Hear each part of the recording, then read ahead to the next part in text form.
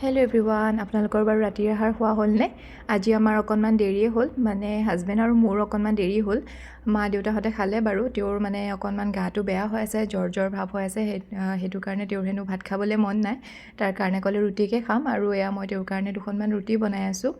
আৰু এয়া ৰুমলৈকে দিব আহিছোঁ, মানে একদম ঠাণ্ডাত হেনো উঠি যাবলৈও মন নাই।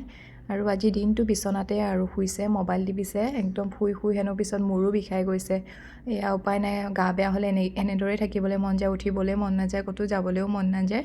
এয়া ৰুটি বনাই আনি দিছোঁ, এতিয়া গৰম গৰম খাম কোৱাৰ কাৰণে এখনে বনাই নিদিলোঁ আৰু পিছত বোলো লাহে লাহে গৰম গৰম বনাই আনি থাকিম আৰু এয়া আৰু দুখনমান বনাই দিওঁ বুলি ভাবিছোঁ। আৰু ইফালে আজি আমাৰ হাঁহ মাংস বনাইছিলে, এইকেইদিন মায়ে ৰান্ধনি কৰি আছে দেই, ঠাণ্ডাতে মানে জুই পুৱাই এনেকৈ মাংস বনালে, হাঁহ মাংস। মই অকণমান গৰমহে কৰি লৈছোঁ, বনোৱা অকণমান টাইম হ'ল যে। আৰু এয়া তেওঁক ৰুটি দুখন দি আহি মই আকৌ মই নিজৰ কাৰণে ভাত বাঢ়ি লৈছোঁ আৰু ভাতটো আজি অকলেই খাই দিছোঁ, আৰু মোক ৰুমতে নি ল'বলৈ দিছিলে, কিন্তু এয়া ৰুমত নি আকৌ খাই থাকিবলৈ মন নাই।